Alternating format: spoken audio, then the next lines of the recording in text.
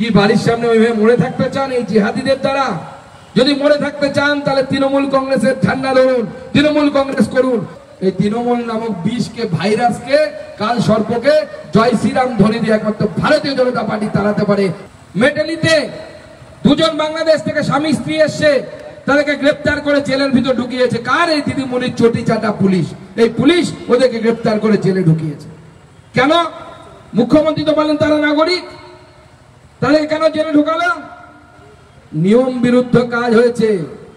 কারণ নরেন্দ্র মোদী ঘোষণা করে দিয়েছেন, নরেন্দ্র মোদী আইন তৈরি করে দিয়েছেন 2014 31 তারিখ পর্যন্ত যারা আসবে তারা তো সিএ তে অ্যাপ্লিকেশন করবে। 2014 পরেও যদি বাংলাদেশ থেকে কোনো হিন্দু আসে এখানে, তাদেরকে তাড়াবার বা জেলে ঢোকাবার অধিকার মমতা বন্দ্যোপাধ্যায়ের পুলিশের নেই, চটিচাটা পুলিশের নেই। তারা ভারতবর্ষেই থাকবে। আগামী দিনে তাদেরকে নাগরিকত্ব দেওয়ার ব্যবস্থা হবে। ভারতবর্ষের আইনে সেই প্রাবধান আছে, ভারতবর্ষে আছে। নমস্কার বন্ধুরা, আমার নাম ধ্রুবজ্যোতি সরকার।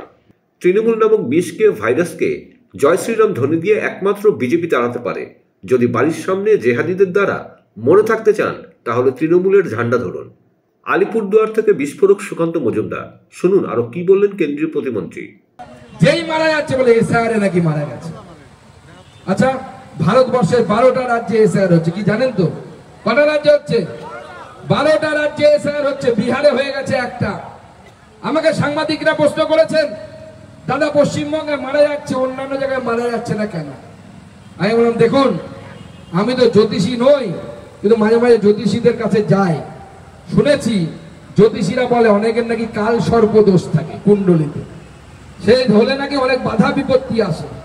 আমার মনে হয় পশ্চিমবঙ্গের যে কুণ্ডলী, যাকে বাংলায় কোষ্ঠী বলে, সেই কুণ্ডলীর মধ্যে তৃণমূল নামক একটা কাল সর্প ঢুকে গেছে। এই কাল সর্প দোষ না তাড়ালে পশ্চিমবঙ্গের মানুষ মুক্তি পাবে না, পশ্চিমবঙ্গের মানুষ বাঁচবে। আর এই কাল সর্প দূর যদি কেউ করতে পারে, এই আমাদের ভাইরা জয় শ্রীরাম ধ্বনি দিল। এই তৃণমূল নামক বিষকে, ভাইরাসকে, কাল সর্পকে জয় শ্রীরাম ধ্বনি দিয়ে একমাত্র ভারতীয় জনতা পার্টি তাড়াতে পারে এবং পশ্চিমবঙ্গের বিজেপি সেটা করে দেখাবে। মমতা বন্দ্যোপাধ্যায়কে 26-এর নির্বাচনে বিসর্জন দিয়ে আমরা এখানে ভারতীয় জনতা পার্টির মুখ্যমন্ত্রী এখানে আমরা প্রতিষ্ঠা করব, সেই সময় এসে গেছে। মমতা বন্দ্যোপাধ্যায়কে দেখে আমরা ভেবেছিলাম সাদা শাড়ি পরে, নীল পাড়ের, পায়ে হাওয়াই চটি, টিনের বাড়ি, টালির চাল। আহা, কি দরদি মুখ্যমন্ত্রী আমাদের। সেই দরদি মুখ্যমন্ত্রী তিনি পরে যে এরকম হয়ে যাবেন, তার ভাইপো কোটি কোটি টাকার সম্পত্তির মালিক হয়ে যাবে, আমরা ভাবতে পারিনি। শমশেরগঞ্জে আমি গেছিলাম, 5 ঘন্টা ছিলাম, 5 ঘন্টা। কি দোষ করেছিল হরগোবিন্দ দাস, চন্দন দাস?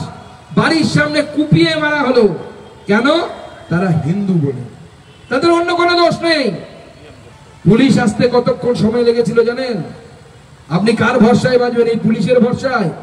হরগোবিন্দ দাস, চন্দন দাসকে যখন কোপানো হচ্ছে, ভয়ে তার স্ত্রী, বউ, মানে বাবার বউ, মা, আর ছেলের বউ, বৌমা দুজনে পালিয়েছে বাচ্চাদেরকে নিয়ে।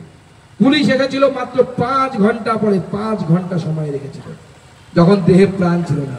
কি বাড়ির সামনে ওইভাবে মরে থাকতে চান এই জিহাদিদের দ্বারা? যদি মরে থাকতে চান তাহলে তৃণমূল কংগ্রেসের ঠান্ডা ধরুন, তৃণমূল কংগ্রেস করুন। আর যদি লড়াই করে বাঁচতে চান তাহলে নরেন্দ্র মোদীর সাথে আসুন, ভারতীয় জনতা পার্টির পতাকা নিয়ে জয় শ্রীরামের ধ্বনি নিয়ে এগিয়ে যান।